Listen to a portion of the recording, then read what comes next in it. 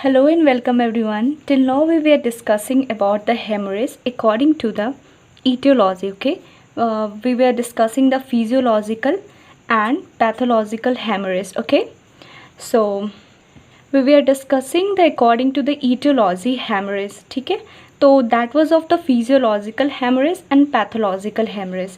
ठीक है, तो ये physiological hemorrhage क्या थी? Physiological hemorrhage was a just type of hemorrhage where the blood escape from injured vessels due to physiological activities. ठीक है, इस टाइप का हेमरेज जिसमें कि किसी फिजियोलॉजिकल एक्टिविटीज़ की वजह से ब्लड अगर एस्केप आउट हो रही है इंजर्ड वेसल से due to any physiological activity, वहाँ पे किसी तरह की पैथोलॉजिकल कंडीशंस नहीं जनरेट हुई हैं, जस्ट फिजियोलॉजिकल एक्टिविटीज़ की वजह से, तो उसे हम लोगों ने बोला था फिजियोलॉजिकल हेमरेज. और and it was as example that it is found only in the females. ठीक है, like in menstruation 35 to 70 ml loss of blood get lost in the one during one cycle, and during the delivery 500 milliliter of blood lost within the 24 hours. So this is a pathological condition, and when we see the this is a physiological conditions.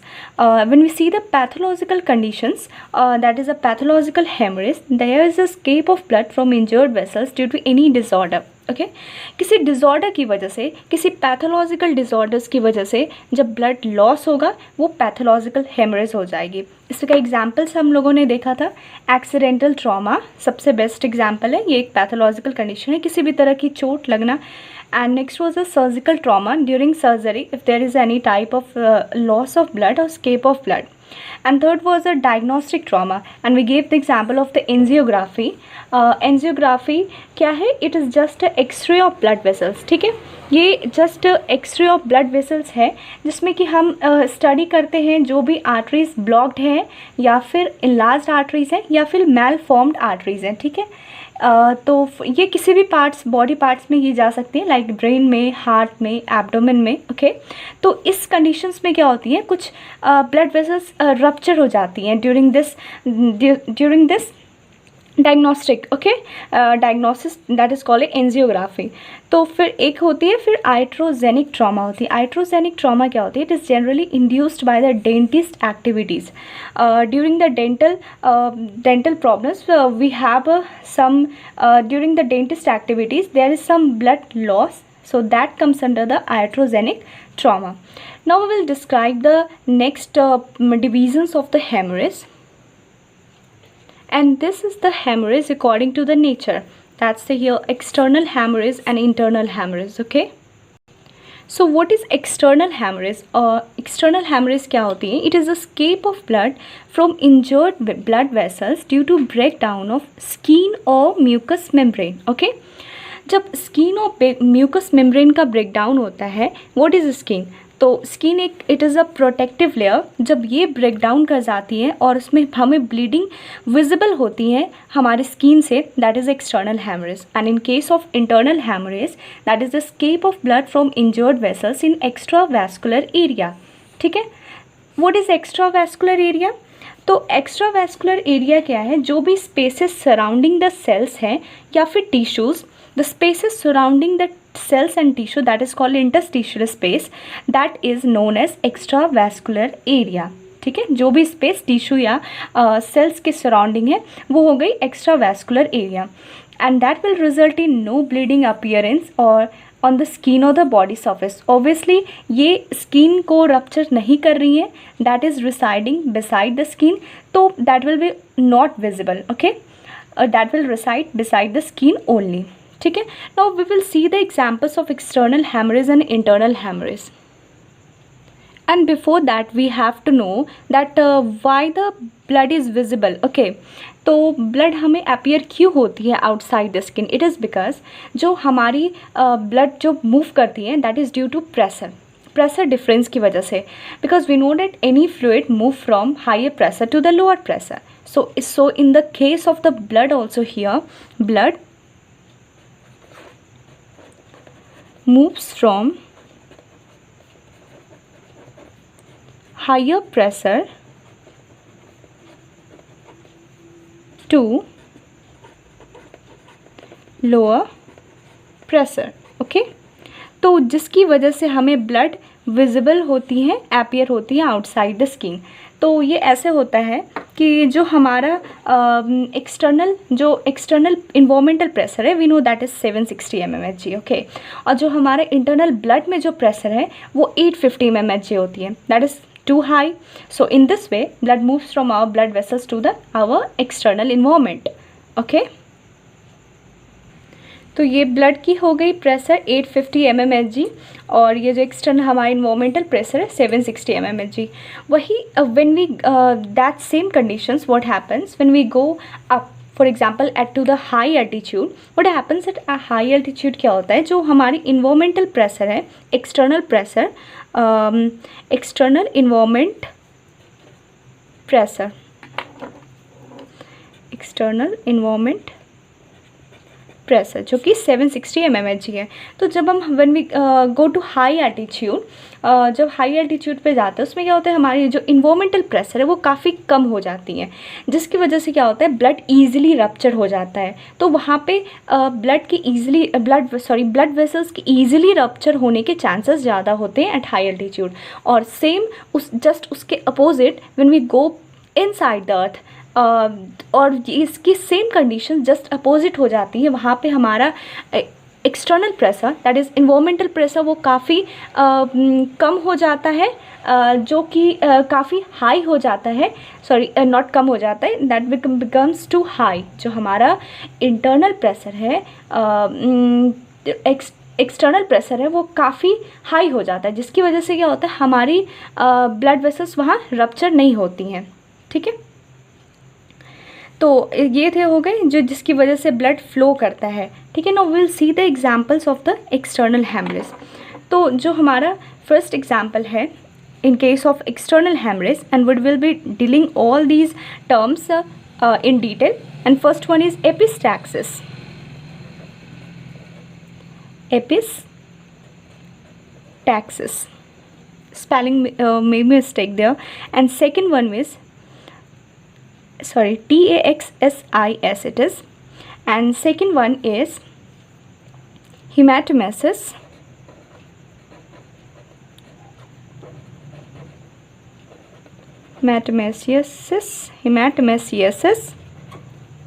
and third one is hematuria,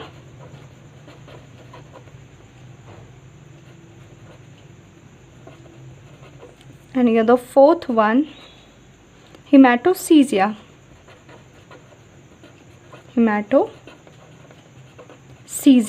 okay.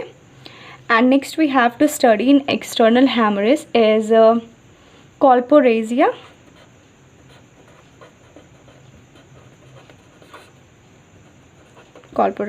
So these are the epistaxis, hematemesis, hematuria, hematochezia, and colporasia are the example of external hemorrhage. And when we see the examples of internal hemorrhage is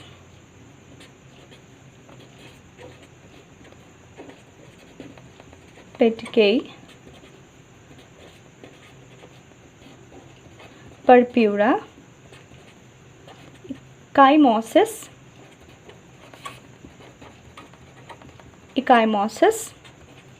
and hematoma, okay.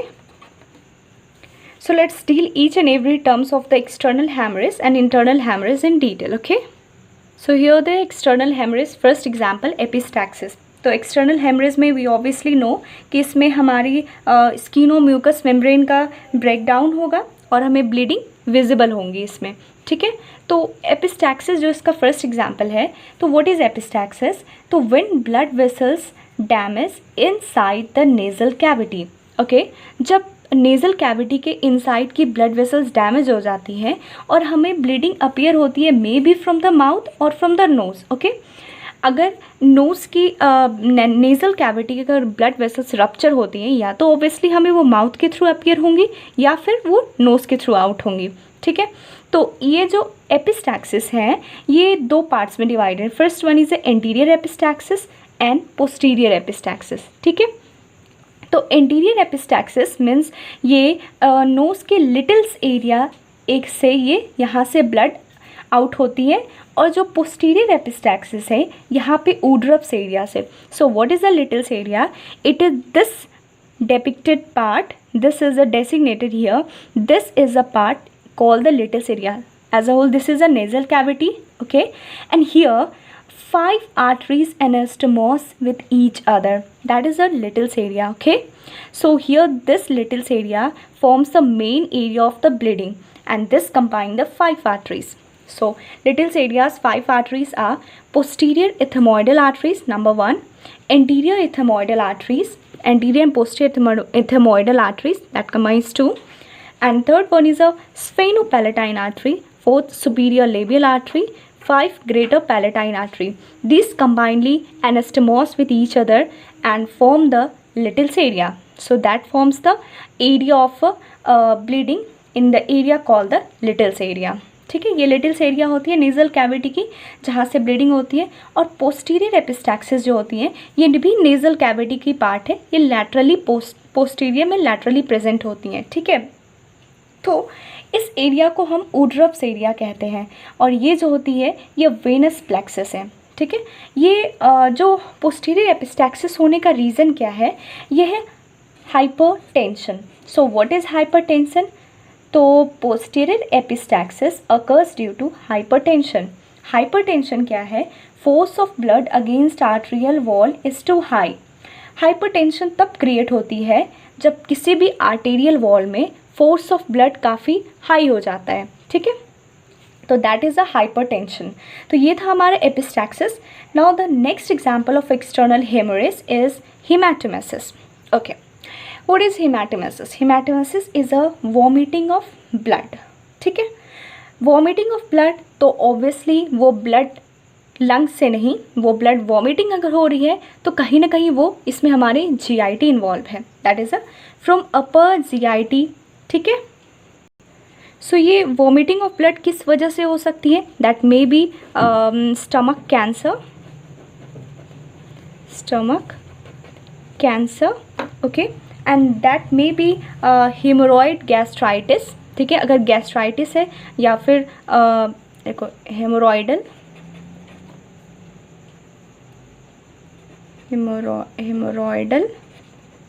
Gastritis,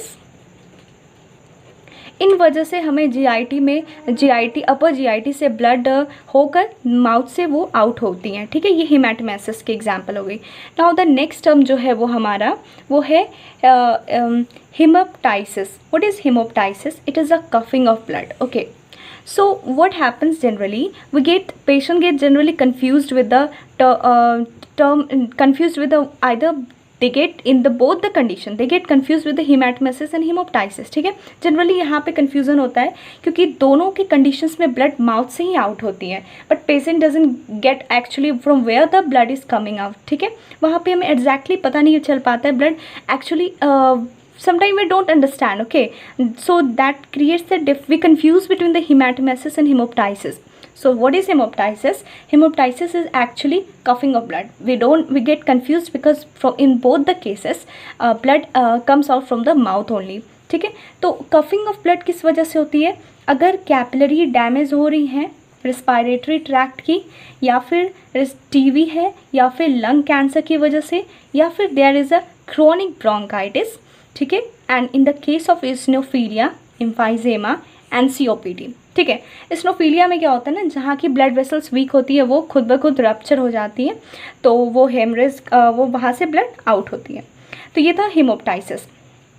तो ये था हमारा example external haemorrhage का. तो haemoptysis के बाद next term है हमारे पास हिमैचूरिया. तो we know haematuria is a wet condition when blood pass through the urine. Okay, that may be through urethra से भी ब्लड पास हो सकती है, किडनी के थ्रू भी और ब्लैडर के थ्रू भी. ठीक है, जो नेक्स्ट हमारा एग्जाम्पल है एक्सटर्नल हेमरेज की वो है हिमैटोसीजिया.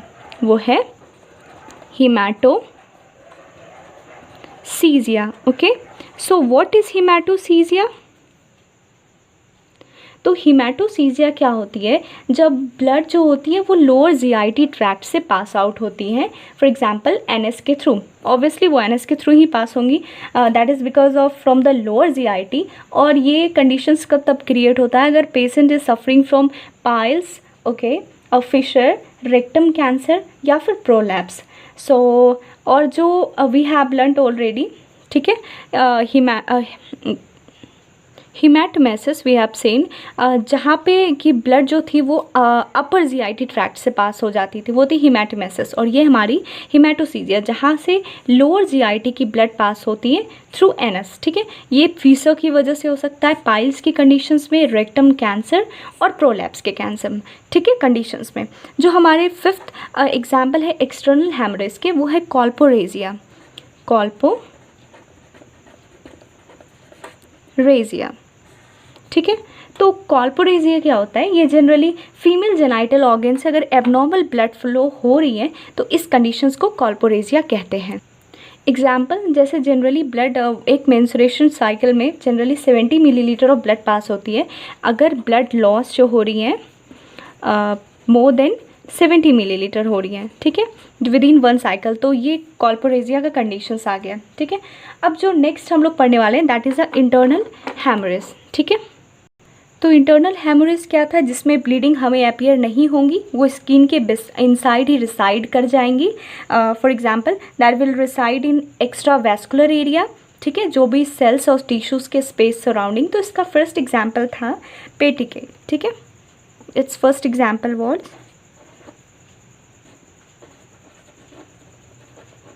पेटिके।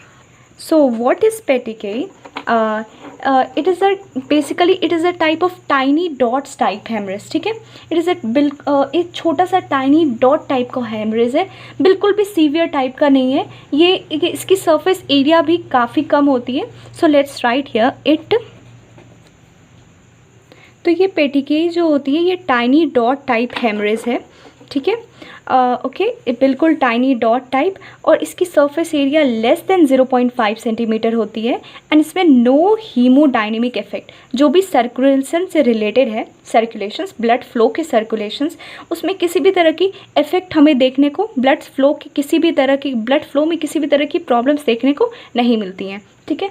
तो फिर इसका कॉज क्या हो सकता है, पेटिके का कॉज हो सकता है माइक्रो कैपिलरी में डैमेज हो, ठीक है, मतलब little bit small conditions type like it's cause may be due to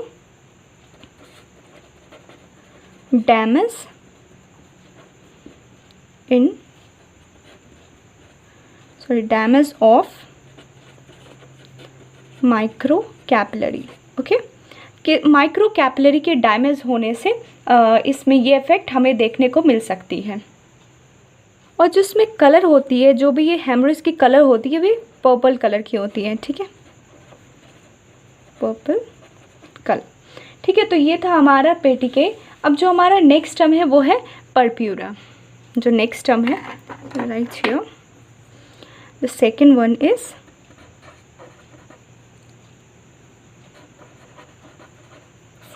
purpura, ठीक है।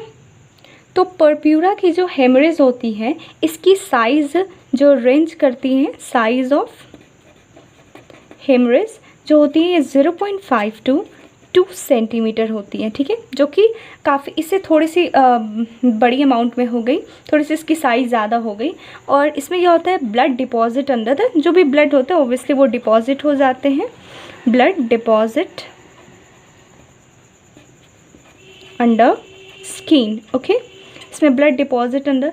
तो इसमें क्या होता है ना, एक्चुअली परप्यूरा के केस में ये ब्लड जो डिपॉजिट होती है स्किन में, इसमें जो आरबीसी का ब्रेकडाउन होता है, ठीक है, आरबीसी का ब्रेकडाउन होता है। जो आरबीसी के ब्रेकडाउन होने की वजह से जो उसकी एफी आयरन है वो स्टोर्ड होती है हीमोसिडेरिन के फॉर्म में, ठीक है। ये हीमोसिडेरिन जो स्किन के अंडर में डिपॉजिट हो जाती है, जिसकी वजह से हमें स्किन का कलर पर्पल दिखाई देता है। So let's write here, will write here that इसमें क्या होता है कि आरबीसी की सबसे पहले तो ब्रेकडाउन होती है, ठीक है। और we know that RBC break down होती है, जो रेड ब्लड सेल्स होते हैं वो ब्रेक डाउन होते हैं, तो उसके जो आयरन्स होते हैं that is Fe that is stored as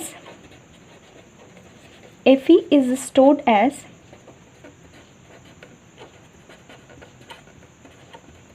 haemosiderin, ठीक है, HEMOSIDERIN, ठीक है। ये हीमोसिडेरिन जो होती हैं ये डिपॉजिट हो जाती हैं under skin, deposit under skin, okay. ये स्किन में डिपॉजिट हो जाती है जिसकी वजह से हमें that causes purple colour of skin, purple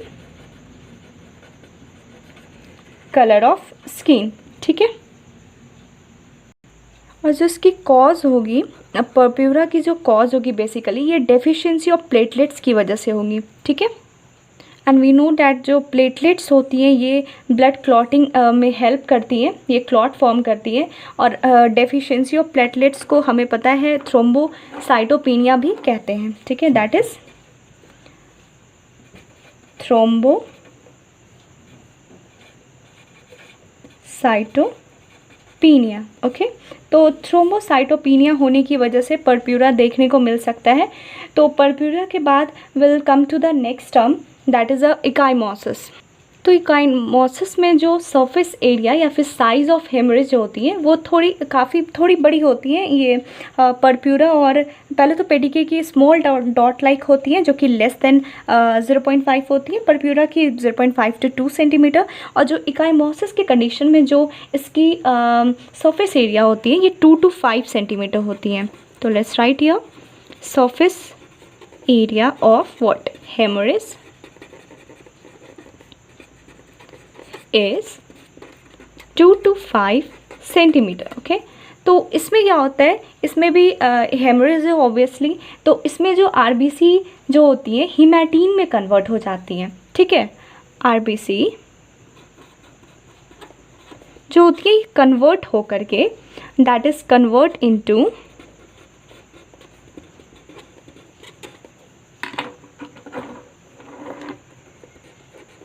हीमैटिन, okay. तो ये हीमैटिन जो होता है ये प्रोवाइड करता है ब्लूइश या फिर ब्लैकिश कलर, ब्लूइश या blackish colour, okay. So that's provide the bluish और ब्लैकिश अपीयरेंस। तो ये जो एक्चुअली ये जो हीमैटिन है ये बेसिकली ऑक्सीडेशन ऑफ हीम है, ठीक है। हीमैटिन क्या है, ये हीम का ऑक्सीडेशन होता है तो हीमैटिन फॉर्म होती है और यही haematin it is a oxidation of haem, ठीक है। तो आरबीसी कन्वर्ट हुई हीमैटिन में और ये ही हीमैटिन ब्लूइश या फिर ब्लैकिश अपीयरेंस देती है। तो ये हो गई ecchymosis, okay. So what's the cause of ecchymosis. तो इकाइमोसिस का कॉज क्या है कि ये किसी भी वेन्यूल्स की डैमेज की वजह से होती है, ठीक है। तो इसका कॉज हो गया due to damage of venules and due to direct injury, ठीक है। इस कंडीशंस में इकाइमोसिस होता है। फिर जो नेक्स्ट हमारा एग्जाम्पल है इंटरनल हेमरेज का after ecchymosis, it is a haematoma, okay. Next one is haematoma, ठीक है। ये हेमाटोमा जो होती है ये थोड़ी इसमें large amount of blood accumulate होती है because that is a quite large amount that is 5 ml to 1000 ml। So right here blood volume accumulate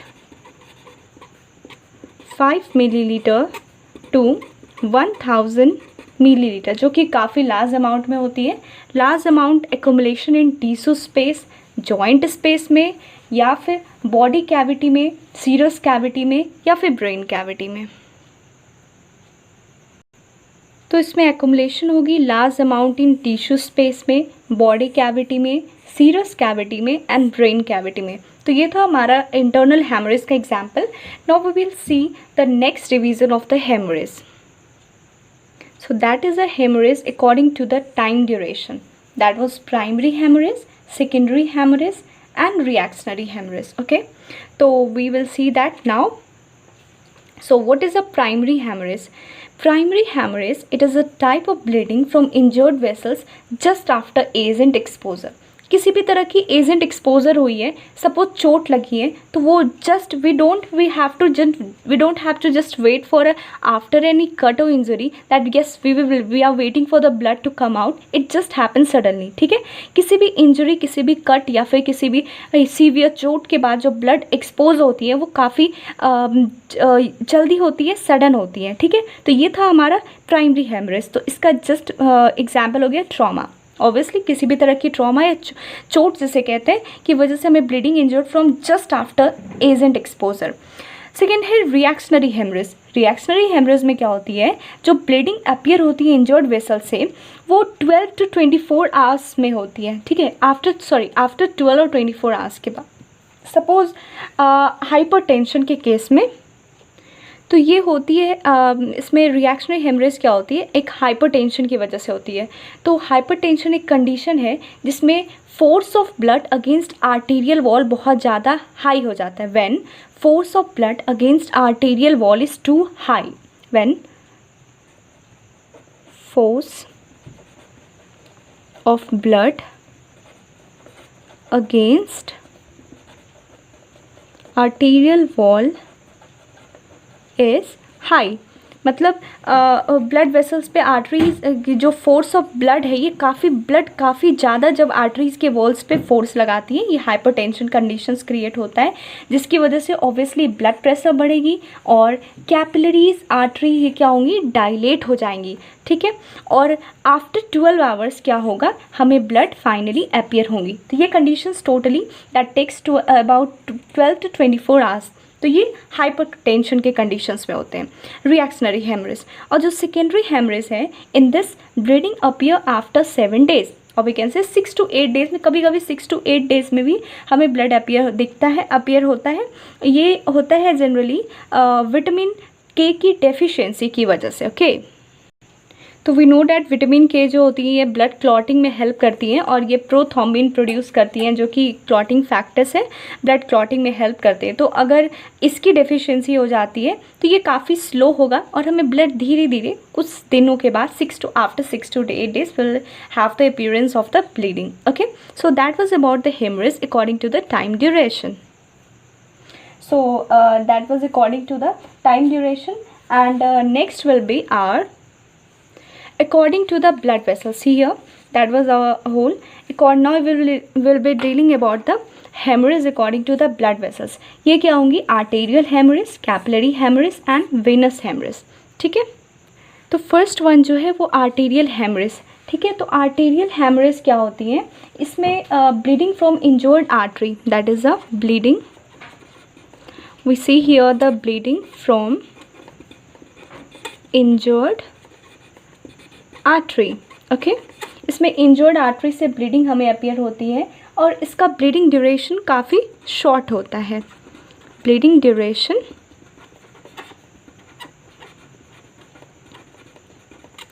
is very short. ठीक है, तो ये हो गई हमारी आर्टेरियल हेमरेज जिसमें कि हमारी ब्लीडिंग अपीयर होंगी इंजर्ड आर्टरी से. तो ये इसमें क्या होता है ना, artery has a elastic lamina. इसमें ब्लीडिंग कम इसलिए होती है, इसमें ब्लीडिंग का ड्यूरेशन वेरी शॉर्ट इसलिए होती है due to presence of a elastic lamina. ठीक है, ड्यू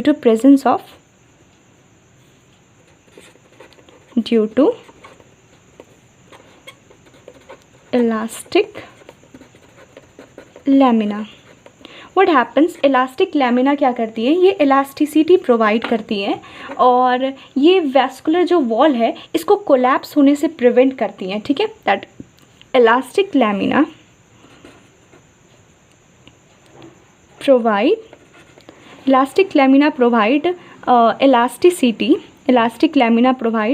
elasticity. ठीक है, and that elasticity prevent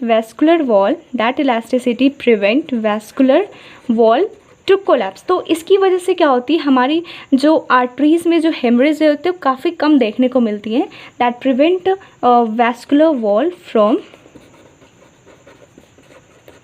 collapsing. ठीक है, तो ये था इन अदर वर्ड्स जो इसमें काफ़ी कम हेमरेज देखने को मिलता है। जो मैक्सिमम जो हमें ब्लीडिंग देखने को मिलती है वो तो नोज़ में देखने को मिलती हैं। ठीक है, most common in brain and nose. तो जो सेकेंड हमारी हेमरेज है वो है capillary haemorrhage. The second one is capillary haemorrhage. Okay, so what is capillary haemorrhage? इसमें इंजर्ड कैपिलरी की वजह से ब्लीडिंग हमें अपीयर होगी। Bleeding due to injured capillary. Okay, injured capillary की वजह से हमें ब्लीडिंग अपीयर होंगी और इसकी जो ब्लीडिंग होती है 2 to 5 मिनट्स होती है। That will bleeding from the bleeding will be up to 2 to 5 minutes, इसकी जो ड्यूरेशन होगी। और जो हमारी थर्ड वन है वो है वेनस हेमरेज। ठीक है, third one is venous haemorrhage. So what is venous haemorrhage? ये काफ़ी डेंजरस, नो डेंजरस तो नहीं, ये वेनस हेमरेज काफ़ी स्टीडी होती है। ठीक है, that is quite steady, that is quite steady. इसमें प्रोफ्यूज ब्लीडिंग होती है because we know that a blood is of the veins. Okay, so इस कंडीशन में we see the profuse bleeding, we see the profuse bleeding and that bleeding is dark. ठीक है, because it is of the veins. Now we will see the effect of hemorrhage. ठीक है, तो haemorrhage में क्या है, अगर हेमरेज माइल्ड हो रही है तो उस केस में हमें जनरली हाइपोवॉलीमिया देखने को मिलेगा। माइल्ड वो हैंडल्ड हो सकते हैं। ठीक है, mild because when there is a mild type of haemorrhage it can be handled. और अगर मैसिव हेमरेज हो रही है, अगर काफ़ी ब्लड लॉस हो रही है तो उसमें तो हमें सबसे पहले जो देखने को मिलेगी वो मिलेगी हाइपोवॉलीमिया। ठीक है, हाइपोवॉलीमिया। हाइपोवॉलीमिया मीन्स ब्लड की वॉल्यूम कम हो जाना। ठीक है, मतलब जो कार्डिक आउटपुट होती है वो काफ़ी कम हो जाए और जिसकी वजह से ब्लड की वॉल्यूम कम हो जाए। तो उसके जो सिम्टम्स हमें देखने को मिलेंगे वो मस्कुलर वीकनेस या फिर paralysis, that is in other words that is a paralysis, और लॉस ऑफ कॉन्शियसनेस, हेडेक, फेंट। एक्चुअली होगा क्या अगर सीवियर कंडीशंस के केसेस में, सबसे पहले तो जो विल राइट है जो सर्कुलेशन है वो कोलैप्स कर जाएंगी। ठीक है, कोलैप्स ऑफ सर्कुलेशन। ठीक है, that will lead to blood volume decrease. ठीक है, हाइपोवॉल्यूमिया होगा मतलब वॉल्यूम, ब्लड की वॉल्यूम कम होगी बिकॉज ब्लड की ज़्यादा लॉस हो जाने की वजह से सर्कुलेशन कोलैप्स कर जाएगा, ब्लड प्रेशर डिक्रीज हो जाएंगी, पल्स रेट रैपिड हो जाएगा। Okay, pulse rate will become rapid. ठीक है, and then what will happen due to that urine output will also decreased। ठीक है, और जिसकी वजह से क्या होगा, अगर पल्स रेट कम हो जाती है तो इसकी वजह से फेंट हो जाएंगे, पेशेंट फेंट हो जाएंगे, वर्टिगो होगी। ठीक है, vertigo will develop and then vision will be blurred, vision blurred. ठीक है, विज़न देखने में प्रॉब्लम होंगी। उसके बाद फिर जो प्रॉब्लम क्रिएट हो सकती है वो dryness of tongue.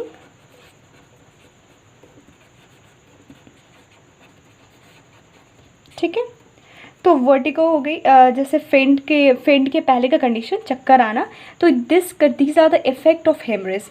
Mild conditions तो हैंडल हो जाएंगे but in case of severe circulation collapse कर जाएंगी, कोलैप्स ऑफ सर्कुलेशन होगा, ब्लड प्रेशर डिक्रीज हो जाएगी, पल्स रेट रैपिड हो जाएगी, पेशेंट फेंट कर जाएगा, वर्टिगो होगा, ब्लड विजन होगा, ड्राइनेस ऑफ टंग होगा और समटाइम क्या होता है, noisy respiration. Respiration will be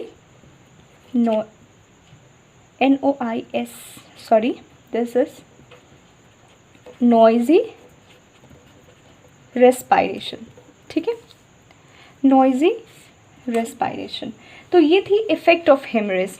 now will see the complications of haemorrhage. ये है collapse of circulation and anaemia. तो ये कॉम्प्लिकेशंस ऑफ हेमरेज हैं, ठीक है। हेमरेज में की वजह से क्या क्या प्रॉब्लम्स आएंगी, तो जो कोलैप्स ऑफ सर्कुलेशन होगा, ब्लड सर्कुलेशन होगा, ये सडन होगा, ठीक है। और जो एनीमिया जो होगी, जो ये डेली बेसिस पे होगी, ठीक है। एनीमिया में क्या होता है, सडन ब्लड की लॉस नहीं होती है। It is a condition in which there is a decrement of quality and quantity of RBCs. इसमें आरबीसी की क्वालिटी और क्वांटिटी दोनों कम हो जाते हैं और डिक्रीमेंट होता है, घट जाते हैं, क्वालिटी उसकी कम हो जाती है, क्वांटिटी भी कम हो जाती है। ऐसे कंडीशंस को हम एनीमिया कहते हैं, ठीक है। तो ये सडन नहीं होगी, जबकि कोलैप्स ऑफ सर्कुलेशन जो होती है ये सडन होगी। तो कोलैप्स ऑफ सर्कुलेशन में क्या होगा, person suppose 5000 millilitre of blood होती है पर्सन, अगर विद इन द 24 आवर्स काफ़ी ब्लड लॉस हुई, तो जिसकी वजह से due to this collapse of circulation की वजह से क्या होगा, पेशेंट शॉक में जा सकता है, ठीक है। तो will write here collapse of circulation,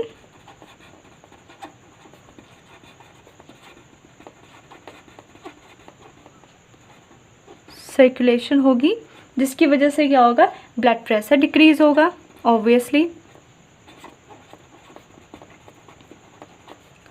blood pressure decrease होने की वजह से क्या होगी, इसमें काफ़ी मतलब पेशेंट में प्रॉब्लम होगी, फेंट हो जाएगा पेशेंट, और फाइनली क्या होगा, patient will go to shock,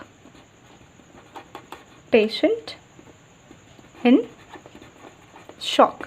ये एक शॉक के कंडीशन में चला जाएगा। शॉक एक कंडीशन है जिसमें कि हमारे वाइटल ऑर्गन्स कोलैप्स कर जाते हैं, ठीक है। Vital organs in the sense cardiovascular system collapse कर जाता है, या ब्रेन कोलैप्स, ब्रेन, जो भी हमारे वाइटल्स ऑर्गन्स हैं, सिंपली कह सकते हैं कार्डियोवास्कुलर सिस्टम के कोलैप्स होने को हम शॉक कहते हैं। तो कोलैप्स ऑफ सर्कुलेशन के केस में पेशेंट जो है वो शॉक के कंडीशन में चला जाएगा, ओके। फिर जो एनीमिया जो होती है वो जनरली डेली बेसिस में होती है, ठीक है। इसमें सडन लॉस नहीं होता। For example first day 200 millilitre loss हुई, सेकेंड डे ऑल्सो 200 हुई, and this lead to finally any amount of जो भी ब्लड लॉस होना है, इसमें जो भी होना है वो होगी। तो ये सडन नहीं हो रही है, ये स्टेप वाइज हो रही है, ठीक है। ये जो हो रही है इसकी blood loss, that is about the step wise. तो इसमें क्या होगा, बट समटाइम क्या होता है ना, बॉडी कॉम्पनसेट हो जाता है, बट फिर भी इसमें एनीमिया के कंडीशंस देखे जाएंगे, okay. Now will see the investigation of haemorrhage. Investigation haemorrhage किस टाइप की है और किस वजह से हेमरेज हो रही है, ये इन्वेस्टिगेट करने के लिए तो इसमें हम क्या क्या इन्वेस्टिगेट डायग्नोस करेंगे। तो सबसे पहले हम इन्वेस्टिगेशन में करेंगे BT and CT, bleeding time and clotting time. तो फर्स्ट हमारा होगा ब्लीडिंग टाइम। तो ब्लीडिंग टाइम क्या है, एक it is a laboratory test to estimate platelet function and body's ability to form the clot. It is bleeding time क्या है, it is, तो जो नॉर्मल ब्लीडिंग टाइम होती है 1 to 3 मिनट होती है, ठीक है।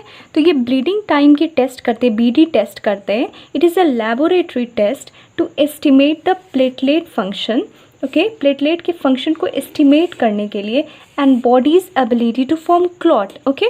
तो ये क्लॉटिंग प्रॉपर फंक्शन में किस वजह, कैसे डिक्रीमेंट हो रही है, क्लॉट हो रही है, ये इस वजह से इसे हम इसे चेक करने के लिए हम ब्लीडिंग टाइम चेक करते हैं। एंड क्लॉटिंग टाइम जो कि जनरल है 2 to 5 मिनट्स में, ये क्या होता है, इसलिए करते हैं to it measure the time required to form the clot. ये जो क्लॉटिंग टाइम होती है, इट मेजर द टाइम, कितने टाइम में क्लॉटिंग हो रही है, तो ये क्लॉटिंग टाइम भी हम इन्वेस्टिगेट करते हैं।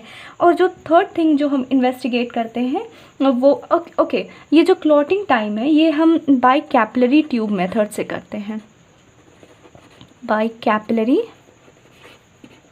Tube method, okay.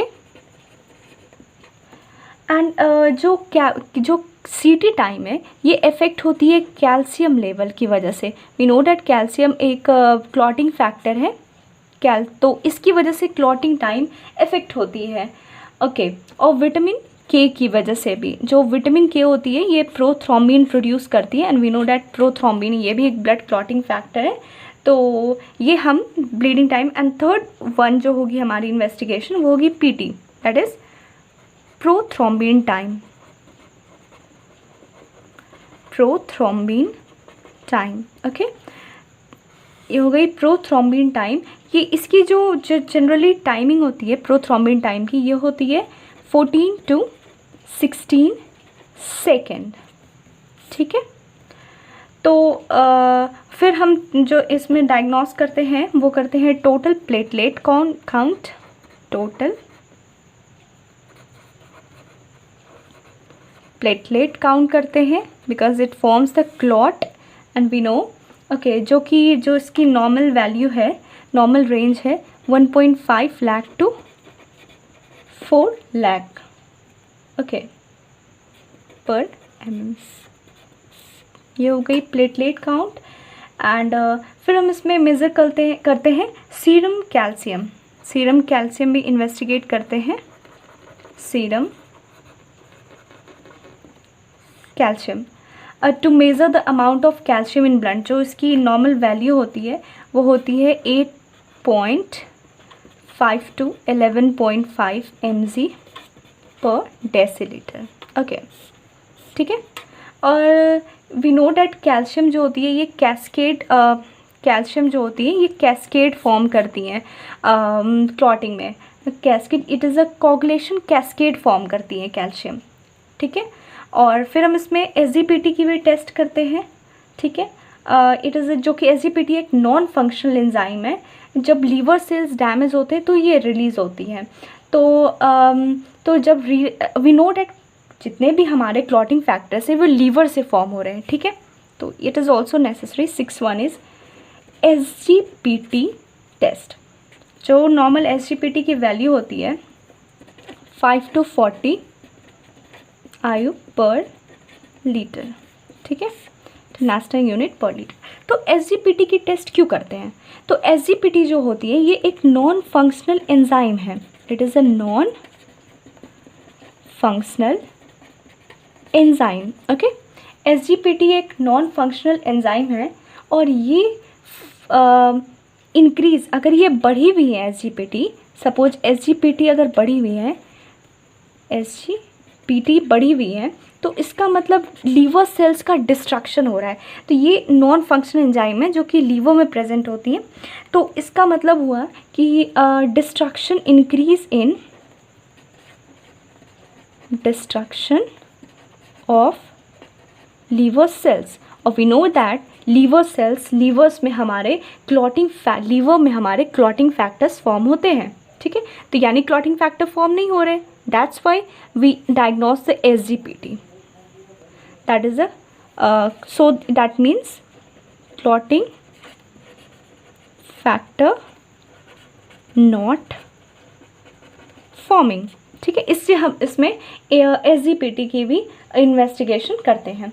So this was the investigation and that's the end of the topic hemorrhage. Thank you.